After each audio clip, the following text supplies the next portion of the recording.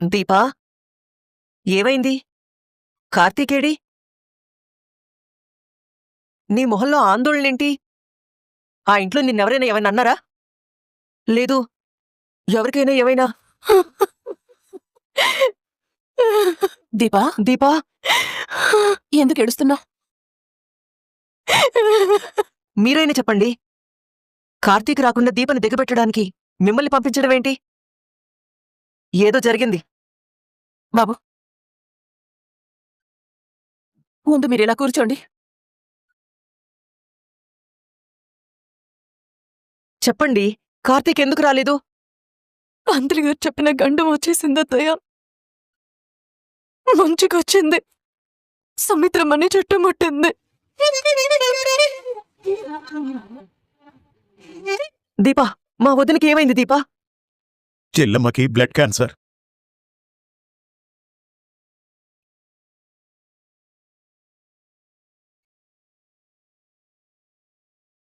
బాబు, అంటే దానికి వైద్యం లేదా? ఉంది, కాని రోగం ఎంత బాధ పెడుతుందో చికిత్స కూడా అంతే బాధ పెడుతుంది. తట్టుకొని నిలబడే ధైర్యం ఉండాలి. చూసావుగా, వీళ్ళని చూసావుగా, తనకు ఉందంటేనే చివురుటాకులా వణికిపోతున్నారు. మరి నా చెల్లెమ్మ ఇది విని తట్టుకోగలదా? ఈ విషయం మా వదినకి తెలుసా? చెప్పలేదు. చెప్పడానికి మానసికంగా సిద్ధం చేస్తున్నారు. మామయ్య గారికి, మీ అన్నయ్యకి సపోర్టుగా కార్తీక్ అక్కడే ఉండిపోయాడు. అంటే సుమిత్ర వదిన గురించి కార్తీక్కి ముందే తెలుసన్నమాట. ఈ విషయం పొద్దున్న వాడి మాటల్లోనే అర్థమైందండి. సుమిత్రమ్మకేం కాదు కదా అత్తయ్య. తను మళ్ళీ మామూలు మనిషి అవుతుంది కదా. ముందులాగా అందరితో కలిసి తిరగలుగుతుంది కదా. చూసావా అక్క, దీపని చూస్తుంటే, తను పడే బాధ చూస్తుంటే మా వదిన ఎంత పుణ్యం చేసుకుందో అర్థమవుతుంది. అవును చెల్లెమ్మ, మా వదినకి దీపకి ఎలాంటి బంధం లేదు, కాని తన కన్న తల్లికే కష్టం వచ్చినంత విలవిల్లాడిపోతుంది. సుమిత్ర గారికి ఇంత కష్టం వచ్చిందంటే నాకే కన్నీళ్ళు ఆగడం లేదు. రోజూ తన దగ్గరికెళ్ళి తన బాగోగులు చూసే దీపకి ఆ మాత్రం బాధుండదా?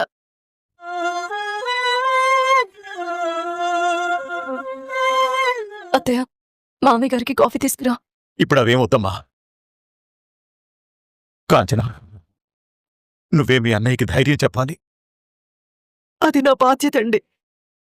సరే, నేను వెళ్ళొస్తాను. అమ్మా దీప, నువ్వు మా చెల్లెమ్మ గురించి ఎక్కువగా బాధపడతావు. అసలే నువ్వు ఒట్టి మనిషివి కాదు. నీ బాధ నీ కడుపులో ఉన్న బిడ్డ తట్టుకోలేకపోవచ్చు. కాంచన, నువ్వు ఈ విషయం దీపకు అర్థమయ్యేలా చెప్పు. అనసూయ, నువ్వు కూడా. వస్తాను.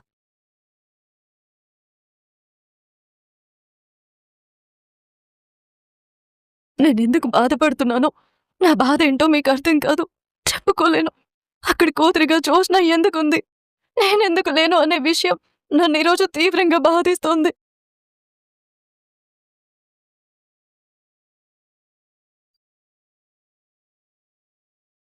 అయితే మీ కోడల్ని కాపాడేది మీ మనవరాలేనండి. బోన్ మ్యారో ట్రాన్స్ప్లాంటేషన్ చేయాలంటే రక్త సంబంధికులే అయ్యుండాలి.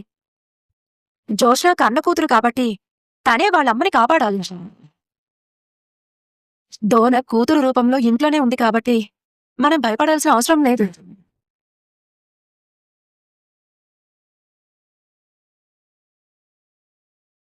తల్లి మీద కన్న ప్రేమ లేకపోయినా పెంచిన ప్రేమైనా ఉండాలి కదా. ఇంక చాలు, నా వల్ల కాదు. ఇక్కడే ఉంటే టెన్షన్తో పోయేలా ఉన్నాను. ఏదైతే అదైంది. ఇన్ని నీ గండ నుంచి బయటపడాలంటే ముందు ఇంట్లో నుంచి బయటపడాలి. అదొక్కటే దారి.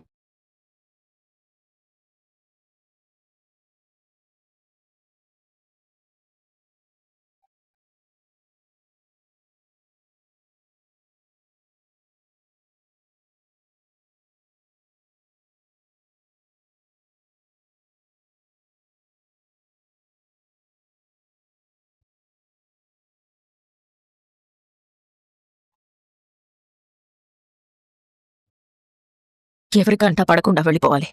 డాడీ మమ్మీ దగ్గర ఉంటాడు, తాత గదిలో ఉంటాడు. ఈ గ్రాని ఏ మూలుందో. వెళ్ళిపోతున్నానని చెప్తే నెత్తి నోరు బాసుకుంటుంది. సైలెంట్గా వెళ్ళిపోవాలి.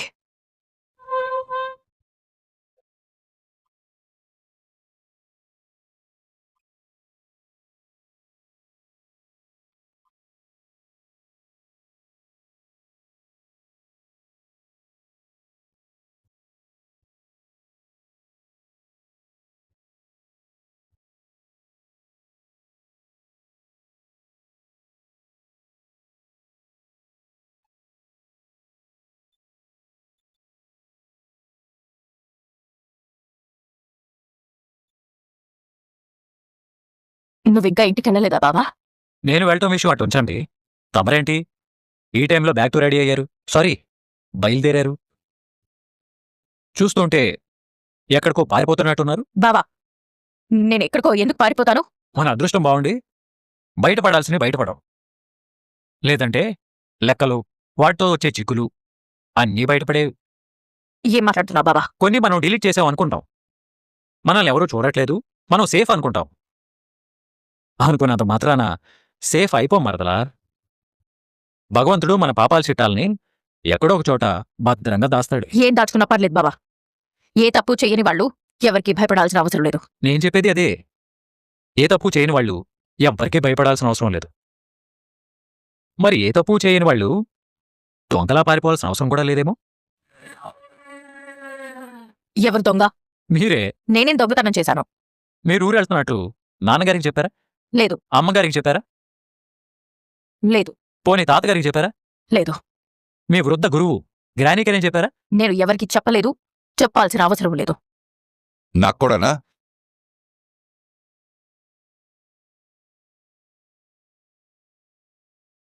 కనీసం నాకైనా చెప్పొచ్చు కదా.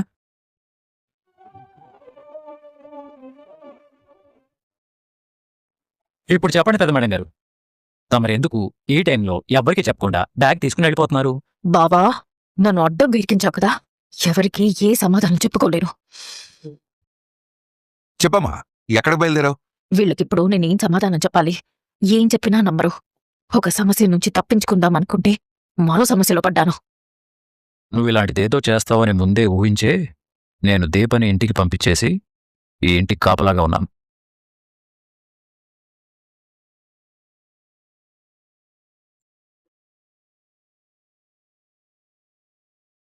ఎంతసేపు మేము ఇలా నిలబడి నీ సమాధానం కోసం ఎదురు చూడాలి? చెప్పు జోస్నా.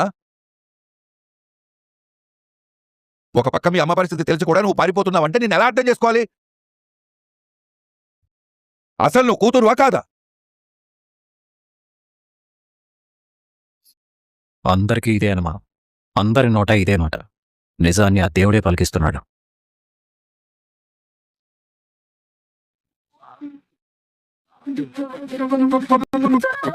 ఏంటండి, ఏమైంది? అందరూ ఇక్కడ నిలబడి కబుర్లు చెప్పుకుంటున్నారేంటి? శీతాకాల సమావేశాలు పారు, ఊరికే నిలబడి ముచ్చట్లాడుకుంటున్నాం. ఆ మ్మ్. వేడివేడిగా మిర్చి బజ్జీలు తెప్పించవలసిందిరా, తింటూ మాట్లాడుకునేవాడం కదా. అరటికాయ బజ్జీలంటే తమకి పడవా ఏంటి? ఏ బజ్జీలైనా పర్వాలేదురా, వేడివేడిగా ఉంటే చాలు. ఇక చాలా ఆపుతావా? చల్లగా ఉన్నా పర్వాలేదు. ఈ సలహా ఇచ్చింది నువ్వే అయి ఉంటావు. దొరికిపోయేసరికి ఏమీ తెలియనట్టు సైలెంట్ గా వచ్చి మాట మార్చే ప్రయత్నం చేస్తున్నావు. నేనేం చేశానండి? ఇంట్లో నుంచి వెళ్ళిపోమని జోస్నాకు సలహా ఇచ్చింది నువ్వు కదా?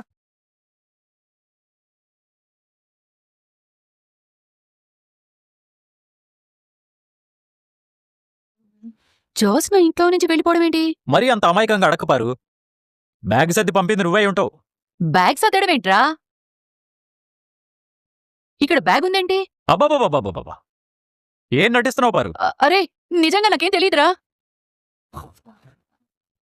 పెద్ద మేడం గారు బ్యాగ్ సర్దుకుని ఇల్లు వదిలి వెళ్ళిపోతుంటే రెడ్ హ్యాండెడ్గా పట్టుకున్నాం. ఎక్కడికంటే ఇంతవరకు సమాధానం లేదు. ఏమే, వాడు చెప్పింది నిజమేనా? నీకైతే 100కి 100 మార్కులు పడిపోయేలా ఉన్నాయి పారు. నీకిది ఇప్పుడే తెలిసినట్టు కొత్తగా భలే ఆశ్చర్యపోతున్నావు. అమ్మ తోడ్రా, నాకేమీ తెలీదు. ఆ నీతో చెప్పకుండా పెద్ద మేడం గారు బ్రషే చేయరు, అలాంటిది బ్యాగ్ పెట్టుకుని బయటకు వెళ్ళిపోతారా ఏంటి? నేనేం చెప్పినా నమ్మేటట్టు లేరే. గదిలో పడుకోకుండా అనవసరంగా బయటికొచ్చాను. బయటికి రాలేదు, ఇద్దరూ కలిసే వచ్చారు. కాకపోతే కాస్త వెనక ముందు వచ్చారు.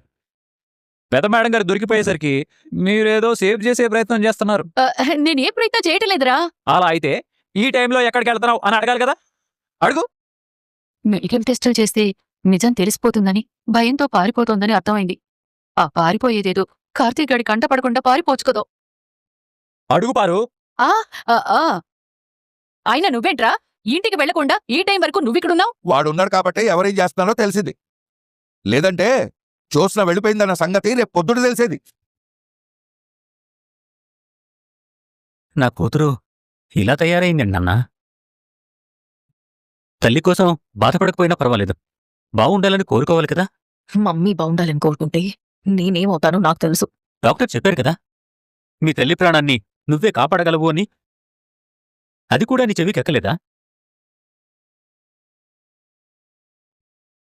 ఇంతవరకు నీ తల్లి కోసం నువ్వు చేసిందేమీ లేదు, ఆవిడ్ని బాధ పెట్టడం తప్ప. ఇంతవరకు ఏ విషయంలోనూ మీ అమ్మ బెంగ పెట్టుకోలేదు. ఈ ఇంట్లో ఏదైనా ఒక గొడవ జరిగిందంటే దానికి కారణం నువ్వే అయ్యుంటావు. మీ అమ్మ ఎప్పుడైనా కన్నీళ్లు పెట్టుకుందంటే దానికి కారణం నువ్వే అయ్యుంటావు. గత కొద్ది రోజులుగా మీ అమ్మ నీ పెళ్లి గురించే మాట్లాడుతోంది. నువ్వు మాకు బరువని మేమనుకోనుంటే పెళ్లి చేయడానికి 100 సంబంధాలున్నాయి. కాని నువ్వు మాకు బరువు కాదు, మేం ప్రేమగా పెంచుకున్న పరువు. దాన్ని తీసుకెళ్ళి మరొకరి చేతిలో పెట్టాలంటే మేము ఎంత ఆలోచిస్తాం? ఈ ఇంటికి అల్లుడయ్యే యోగ్యతున్న కుర్రాడి కోసం మేం వెతుకుతూనే ఉన్నాం. వచ్చే రోజుల్లో మంచి ముహూర్తాలున్నాయి. అప్పట్లోగా ఒక మంచి ముహూర్తం చూసి నీ పెళ్లి చెయ్యాలని మీ అమ్మ నేను అనుకున్నాం. కాని అన్నీ మనుషులనుకున్నట్టు జరిగిపోతే ఇక భగవంతుడెందుకు? 10 మంది మంచి కోరడమే తప్ప ఏనాడు ఎవరి చెడుని కోరని నా భార్యకి ఇలాంటి వ్యాధి రావడమేంటి? అది పరిష్కారం లేని సమస్య అయితే ఈ పాటికి నా గుండె ఆగిపోయేది.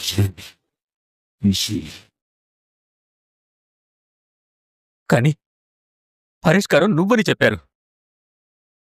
కొంత బాధ అనుభవించినా కాని నా భార్య బతుకుతుందన్న నమ్మకం కలిగింది. ఆధైర్యంతోనే ఇంతకు ముందే మీ అమ్మ నేను కలిసి ఫోన్ చేశాం. మమ్మల్ని ఇలాంటి పరిస్థితిలో వదిలేసి నువ్వు వెళ్ళిపోతున్నావంటే దీన్ని మేమెలా అర్థం చేసుకోవాలి? మేమంటే నీకిష్టం లేదనుకోవాలా, లేదా మీ అమ్మ బతకడమే నీకిష్టం లేదనుకోవాలా? డాడీ, అవును జ్యోత్స్నా, ఈ మాట అనడానికి నేను లోపల ఎంత బాధపడుతున్నానో నీకు తెలుసా? అలా అర్థం చేసుకుని ఉండుంటే ఇలా లగేజ్ పట్టుకుని వెళ్ళిపోవటానికి తయారయ్యేది కాదు దశరథ. పిల్లలంటే తల్లిదండ్రులు సంపాదించిన ఆస్తిని తీసుకోవడమే కాదు, వాళ్ల బాధ్యతలు కూడా తీసుకో. నా కూతురు అలా అనుకోనుంటే నన్నిలా గుమ్మ ముందు నిలబెట్టేది కాదు నాన్నా. నువ్వు ఇంకా చిన్నపిల్లవు కాదు జ్యోత్స్న. ఏది పడితే అది నీకు నచ్చినట్టు చేయాలనుకో. అసలు నువ్వు వెళ్ళిపోవడానికి కారణం ఏంటో చెప్పు. చెప్పండి పెద్ద మేడం గారు, పెద్దసారి అడుగుతున్నారు కదా. వీడు కూడా తయారయ్యాడు మా ప్రాణానికి. అందరి దగ్గర ఇరికించి చంపుతున్నాడు. చెప్పు జ్యోత్స్నా, అసలు నువ్వు ఎందుకు వెళ్ళిపోవాలనుకున్నావు? ఏదొకటి చెప్పి తప్పించుకోవాల్సిందే. మమ్మీ గురించి ఆలోచించి రూమ్లో కూర్చుంటే ఏదో భయంగా అనిపించింది.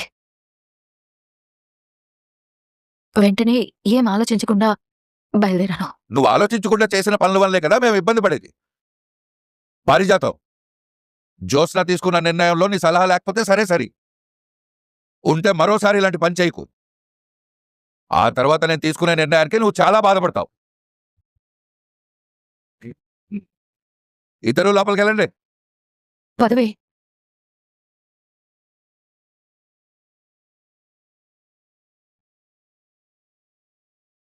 థ్యాంక్స్ రా కార్తీక్. నువ్వు లేకపోయుంటే కనిపించని నా కూతురు కోసం వెతుక్కుంటూ తిరగాల్సొచ్చేది. కొన్నిసార్లు మన మంచికే కొన్ని జరుగుతుంటాయి. అవి ఎందుకు జరుగుతాయనేది మనకి తర్వాత తెలుస్తుంది. తాత, ఇప్పటికే లేట్ అయింది, నేను బయలుదేరుతాను, మీరు లోపలికి వెళ్ళండి. అలాగే, జాగ్రత్తగా వెళ్ళు. సుమిత్ర గురించి దీపా కాంచన బాధపడుతూ ఉంటారు. వాళ్ళకి నువ్వే కాస్త ధైర్యం చెప్పు. అలాగే తాత. దశరథ, పద. ధైర్యం కాదు తాత, నిజం చెప్పాలి. దీపే నీ మనవరాలన్న నిజం చెప్పే వరకు జ్యోత్స్న ఇలాంటి వేషాలు వేస్తూనే ఉంటుంది. ఇంటి దగ్గర దీప ఎలా ఉందో ఏంటో.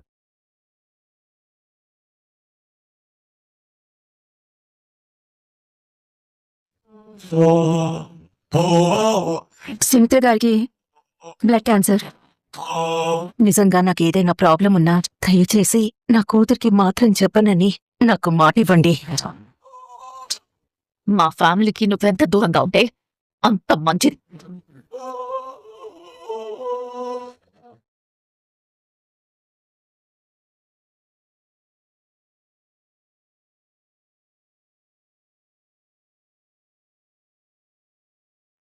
దీపా, ఏంటిది? ఇదేనా ధైర్యంగా ఉండటం అంటే? నువ్వు ఇలా ఏడుస్తూ ఉంటే కడుపులో ఉన్న బిడ్డ పరిస్థితి ఏంటి?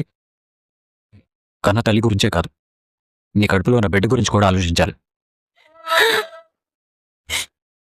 దీపా, నా అంత దురదృష్టవంతురాలు ఈ ప్రపంచంలో ఉండదు బావా. ముందు నువ్వు ఏడు పాపుతావు లేదా? పుట్టినప్పుడు నన్నుకి తల్లికి దూరం చేసి మరొక తల్లి దగ్గరికి చేర్చాడు. భగవంతుడు ఆ తల్లిని దూరం చేశాడు. అమ్మ ప్రేమేంటో తెలియకుండానే పెరిగాను. నాన్నైనా అమ్మైనా నాకు రెండు నాన్నే. అమ్మతో ఆడుకునే పిల్లల్ని చూస్తే నాకు కూడా ఒక అమ్ముంటే ఎంత బాగుండేదో అనుకునేదాన్ని. నేను అమ్మనైన తర్వాత నా తల్లి దగ్గర నేను పొందలేని ప్రేమంతా నా కూతురికి పంచాను. అది ఎదుగుతూ ఉంటే దాని ఎదుగుదలని చూస్తూ మురిసిపోయేదాన్ని.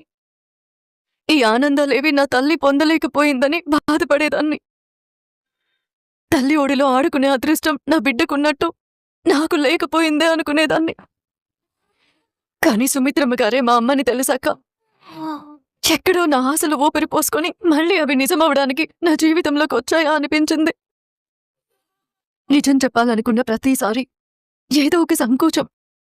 నేను కూతుర్నని తెలిస్తే ఎలా అనుకుంటారు? ముందు నా మీదున్న ద్వేషం పోవాలి కదా అనుకున్నాను. నీ దయ వల్ల ఆ ద్వేషం పోయింది. ఇప్పుడు ఆ ఇంట్లో పారిజాతం గారికి జోష్నకి తప్ప ఇంకెవరికీ నా మీద కోపం లేదు. జోష్న పెళ్ళైపోగానే అత్తారింటికి పోతుంది కదా, ఆ తర్వాత నేను సుమిత్ర కూతుర్నని చెప్పు బావా అని నీతో చెప్పాలనుకున్నాను. అది కూడా నా కోసం కాదు బావా, మన కూతురి కోసం, పుట్టబోయే మన బిడ్డ కోసం. వాళ్ళ అమ్మమ్మతో ఆడుకోవాలి.